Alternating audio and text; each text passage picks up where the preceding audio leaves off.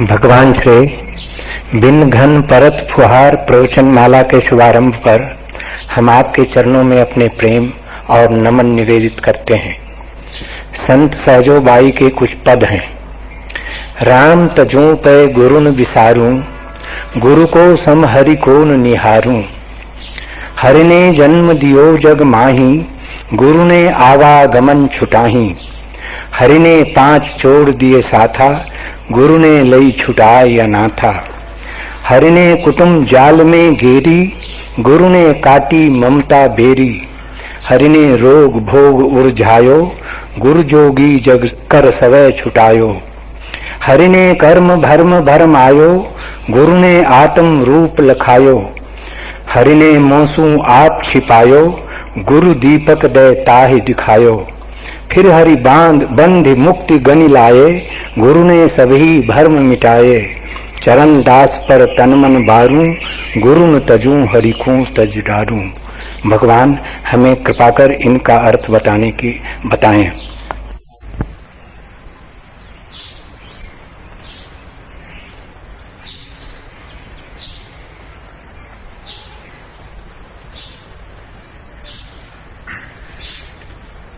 बिन घन परत फुहार।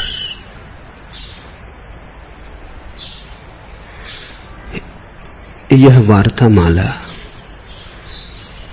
एक नई ही यात्रा होगी। मैं अब तक मुक्त पुरुषों पर बोला हूं, पहली बार एक मुक्त नारी पर चर्चा शुरू करता हूं। मुक्त पुरुषों पर बोलना आसान था, उन्हें मैं समझ सकता हूं, वे सजाती है। मुक्त नारी पर बोलना थोड़ा कठिन होगा, वो थोड़ा अजनबी रास्ता है।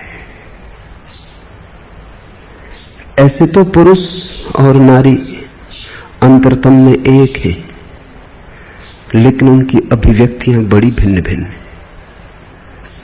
उनके होने का ढंग,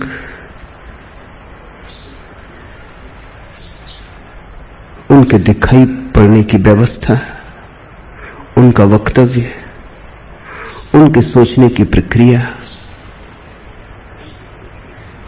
न केवल भिन्न है बल्कि विपरीत है। अब तक किसी मुक्त नारी पर नहीं बोला, तुम थोड़ा मुक्त पुरुषों को समझ लो, तुम थोड़ा मुक्ति का स्वाद चख लो, तो शायद मुक्त नारी को समझना भी आसान हो जाए।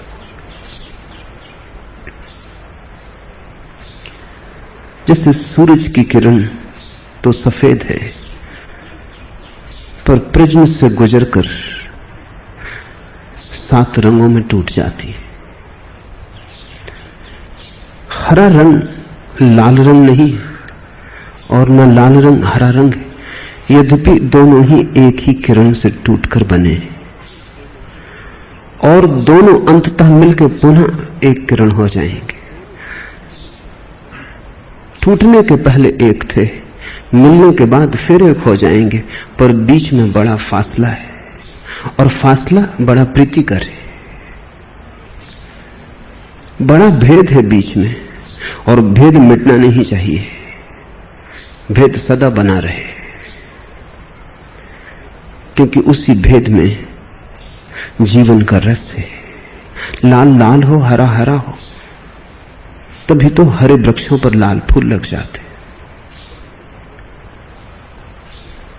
हरे वृक्षों पर हरे फूल बड़ी शोभा न देंगे, लाल वृक्षों पर लाल फूल फूल जैसे न लगेंगे।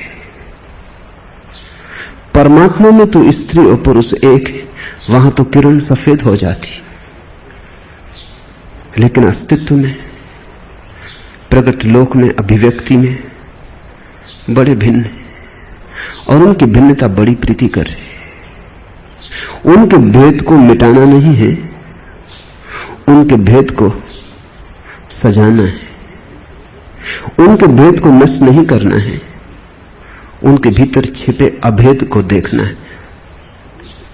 स्त्री और पुरुष में एक ही स्वर दिखाई पड़ने लगे, बिना भेद को मिटाए तो तुम्हारे पास आंख है। वीणा वादक वीणा के तारों को छेड़ता है, बहुत स्वर पैदा होते हैं, उंगलियां वही हैं, तार भी वही हैं, छेड़खान की थोड़ा सा भेद है, पर बड़े भिन्न स्वर पैदा होते हैं। सौभाग्य है कि भिन्न स्वर पैदा होते, नहीं तो संगीत का कोई उपाय न था। अगर एक ही स्वर होता तो बड़ा बेसुरा हो गया होता, बड़ी ऊप पैदा होती। संसार सुंदर है क्योंकि भेद में अभेद है। सारे स्वरों के बीच वही अंगुलियों का स्पर्श है, उन्हीं तारों की ध्वनि। संगीतज्ञ एक है, संगीत का माध्यम एक है, पर संगीत की तरंगों में बड़े भेद हैं। पुरुष बड़ी अलग तरंग है, स्त्री बड़ी अलग तरंग है। अलग ही नहीं, मैं कहता हूं बड़ी विपरीत, एक दूसरे के प्रतिकूल जाती हुई तरंगे। और इसलिए तो स्त्री पुरुष के बीच इतना आकर्षण है। एक दूसरे से भिन्न है, इसलिए एक दूसरे को जानने, उघाड़ने, एक दूसरे के रहस्य को पहचानने की तीव्र आकांक्षा है।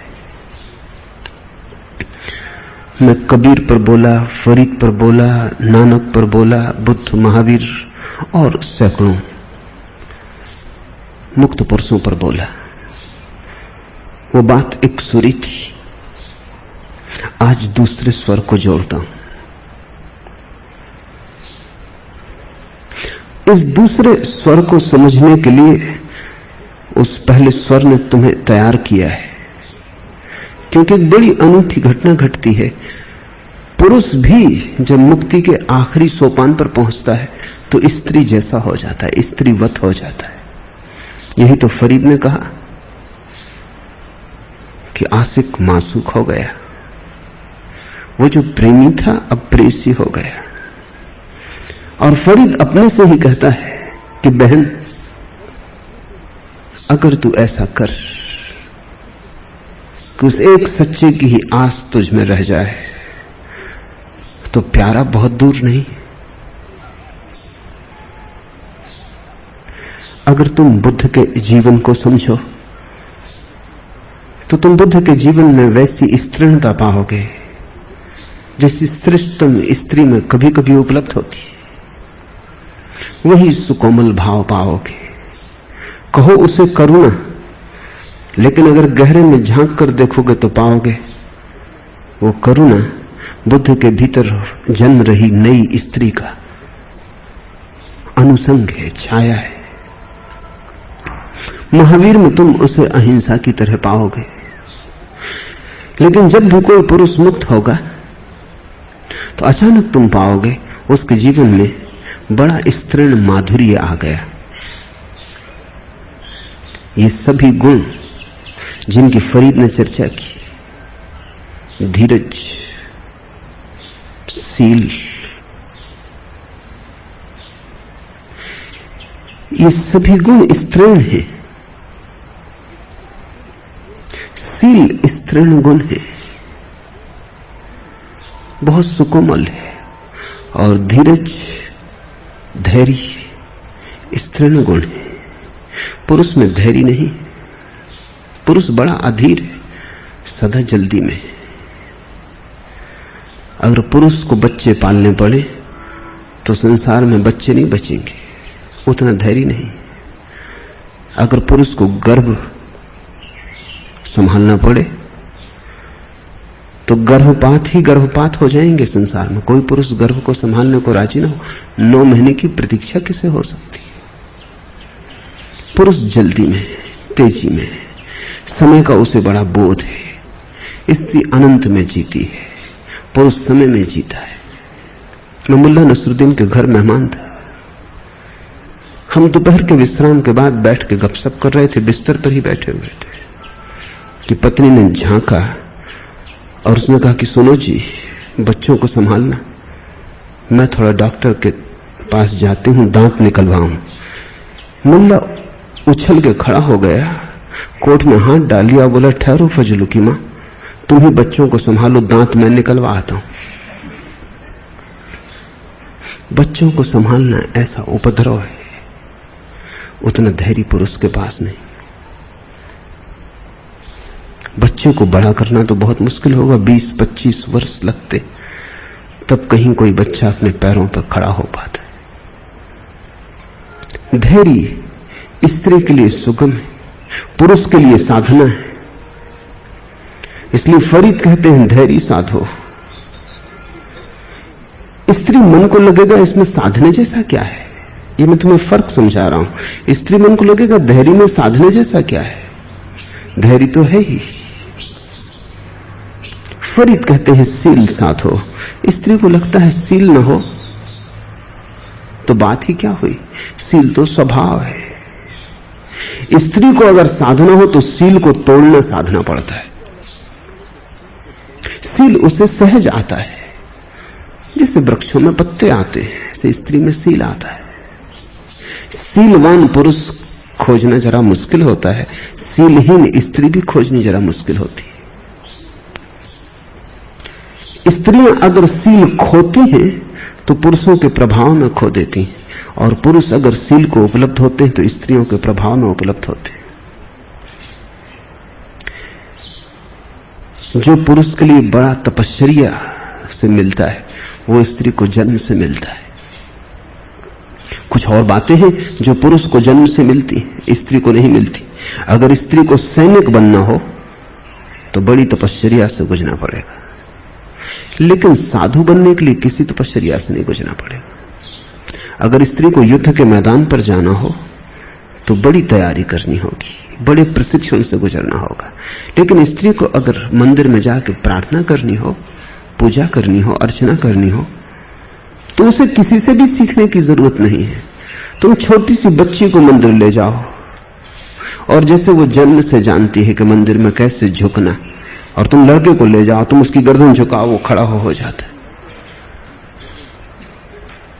झुकना उसे आता नहीं, झुकना बात जस्ती नहीं, वो झुकाना चाहेगा, झुकना ना चाहेगा।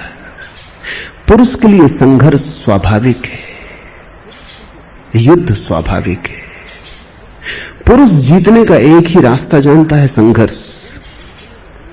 स्त्री जीतने का एक दूसरा रास्ता जानती है, समर्पण। पुरुष जीत के भी हार जाता है, स्त्री हार के भी जीत जाती, ऐसा उनका भेद है और सुंदर है। विपरीत भी जाते हैं फिर भी उनमें एक गहरा तालमेल है, क्योंकि पुरुष जीत के हारता है, स्त्री हार के जीतती है, इसलिए दोनों में तालमेल भी हो जाता है, विरोध मिल जाते हैं, दोनों एक दूसरे के साथ बैठ जाते। पुरुष भी जब मुक्ति के करीब पहुंचता है तो उसमें स्त्रीण फूल खिलते हैं, और स्त्री जब मुक्ति के करीब पहुंचती है तब उसमें पुरुष जैसे फूल खिलते हैं। इसे तुम थोड़ा समझ लो। मैंने पहले भी कहा है, मैं फिर कहूं, जैनों के 24 तीर्थंकरों में एक स्त्री है, उसका नाम है मल्लीबाई। लेकिन दिगंबर जैन उसके नाम को मल्लीनाथ कर दिए, क्योंकि वे स्वीकार नहीं कर पाते कि कोई स्त्री मुक्त हो सकती। स्त्री पर्याय से मुक्ति है ही नहीं, तो वे तो मानते ही नहीं कि मल्लीबाई मल्लीबाई थी, वे तो कहते हैं मल्लीनाथ। उनकी बात में भी थोड़ा अर्थ है। अर्थ यही है कि जब कोई स्त्री मुक्ति के करीब पहुंचेगी तो उसमें पुरुष जैसे फूल खिलेंगे, और जब कोई पुरुष मुक्ति के करीब पहुंचेगा तो उसमें स्त्री जैसे फूल खिलेंगे। ऐसा क्यों होता है, इसे जानने को थोड़ा मनुष्य के मन में प्रवेश करना पड़े। प्रत्येक के भीतर दोनों है, पुरुष के भीतर स्त्री छिपी है, स्त्री के भीतर पुरुष छिपा है। ऐसा होगा ही क्योंकि प्रत्येक दोनों से पैदा होता है। तुमने, तुम्हारी मां ने भी आधा दान दिया है, तुम्हारे पिता ने भी आधा दान दिया है। तुम स्त्री नहीं हो सकते अकेले, तुम अकेले पुरुष भी नहीं हो सकते। स्त्री और पुरुष के संगम हो तुम, वहां दोनों आके मिल गए, उससे तुम्हारा निर्माण हुआ है। तो तुम में आधी स्त्री होगी, आधी पुरुष होगा। फर्क क्या होगा फिर पुरुष और स्त्री में? फर्क इतना ही होगा, पुरुष में पुरुष ऊपर होगा, स्त्री भीतर छिपी होगी। स्त्री गहरे में होगी, पुरुष परिधि पर होगा। स्त्री में फर्क यह होगा कि स्त्री में स्त्री ऊपर होगी, पुरुष नीचे दबा होगा। और जब तुम मुक्त होोगे, जब तुम्हारी चेतना अपने शांत केंद्र की तरफ वापस लौटेगी, तो जो छिपा है वो प्रकट होगा। जो प्रकट था वो तो था ही, अब तक जो छिपा रहा था वो भी प्रकट होगा। इसलिए पुरुष, फरीद कहता है, आशिक मासूक हो जाते। उस आखिरी घड़ी में अचानक तुम पाते हो कि पुरुष तो मैं था, लेकिन अब कुछ नया घट रहा है। भीतर एक नया द्वार खुल रहा है जो अब तक बंद पड़ा था, और स्वभावता जो अब तक प्रकट न हुआ था उसकी ताजगी बड़ी होती। जो अब तक प्रकट रहा उस पर तो धूल जम गई होती। वो तो तुम जी लिए इतने दिन तक, वो तुम्हारे अनुभव का हिस्सा हो गया, उसका नावीन्य खो गया। जब छिपा हुआ अचानक प्रकट होता है, पुरुष में जब स्त्री प्रकट होती है मुक्ति के क्षण के करीब, आत्म केंद्र के करीब, तब पुरुष को बिल्कुल आच्छादित कर लेती। इसलिए बुद्ध पुरुष स्त्रीण हो जाते, उनको ढांक लेती। बुद्धत्व को उपलब्ध स्त्रियों में बड़े पुरुष का भाव पैदा होता है। छिपा हुआ पुरुष एकदम प्रकट हो जाता है। ये केंद्र के करीब की घटना है, करीब करीब, जब तुम बस आखिरी कदम के करीब हो। ये केंद्र की घटना नहीं है, अभी केंद्र से एक कदम का फासला है। परिधि पर नहीं हो, अब केंद्र पर भी नहीं पहुंचे हो, बस केंद्र के करीब आ गए, परिधि छोड़ दी। जो बीच में छिपा था वो प्रकट हो गया। अंतिम कदम में तो तुम ना पुरुष रह जाओगे ना स्त्री, केंद्र पर तो दोनों खो जाएंगे। वहां तो तुम्हारा रंग एक ही रह जाएगा, शुभ्र सफेद। न तुम लाल होगे न तुम हरे होगे। वहां इंद्रधनुष खो जाएगा। जहां इंद्रधनुष खोता है वहीं संसार खो जाता है। फिर एक बचता है, उस एक को हमने एक भी नहीं कहा, क्योंकि एक कहने से भी दो का ख्याल आता है। हमने उसे अद्वैत कहा, हमने इतना ही कहा कि वो दो नहीं। वहां फिर न कोई स्त्री है न पुरुष है। हिंदुओं ने बड़ी हिम्मत की है, ब्रह्म को नपुंसक लिंग में रखा है, न स्त्री न पुरुष, क्योंकि वहां तो दोनों ही खो जाएंगे। जीसस के वचनों में एक बड़ी अजीब बात है, ईसाइयों को बड़ी कठिनाई होती है। जीसस बार बार अपने शिष्यों से कहते हैं, क्या तुम परमात्मा के लिए नपुंसक होना चाहोगे? ईसाइयों को बड़ी कठिनाई होती, ये भी क्या बात हुई? पर जीसस ठीक कह रहे हैं, आखिरी घड़ी में तो यही होगा। तुम दोनों न रह जाओगे, तुम दोनों के पार हो जाओगे, तुम दोनों से मुक्त हो जाओगे। मैं गई रात यहूदियों का एक शास्त्र मिद्रेस पढ़ रहा था। उसमें एक वचन आता है, वचन है, दी तोरा हैज टू पाथ्स, धर्म के दो मार्ग हैं। One is of sunlight, another is of the snow. एक है सूर्य का उत्तप्त और दूसरा है बर्फ का शीतल। If you follow the first you will die of sun. अगर तुम पहले मार्ग पर गए तो तुम सूर्य के ताप से मरोगे। If you follow the second you will die of snow. अगर तुम दूसरे मार्ग से गए तो तुम बर्फ की ठंडक में मर जाओगे। Then what to do? तब करें क्या? तो मिद्रेस कहती है, वॉक बिटवीन द टू, दोनों के बीच चलो। वो बीच न पुरुष है न स्त्री। अगर तुम पुरुष के मार्ग से गए तो तुम ताप से मरोगे, अगर तुम स्त्री के मार्ग से गए तुम ठंडक से मर जाओगे। तब करें क्या? दोनों के बीच चलें। पर वह घटना तो घटती है आखिरी बिंदु पर, जहां व्यक्ति केंद्र पर पहुंचता है, वहां दोनों से मुक्त हो जाता है। सूरज की किरण फिर सूरज की किरण हो गई, इंद्रधनुष आए और गए, संसार बना और मिटा। तुम फिर मूल पर वापस आ गए, उद्गम उपलब्ध हुआ। इस तृण चित्त की थोड़ी सी बातें समझ लें, फिर सहजो वाणी को समझना आसान हो जाएगा।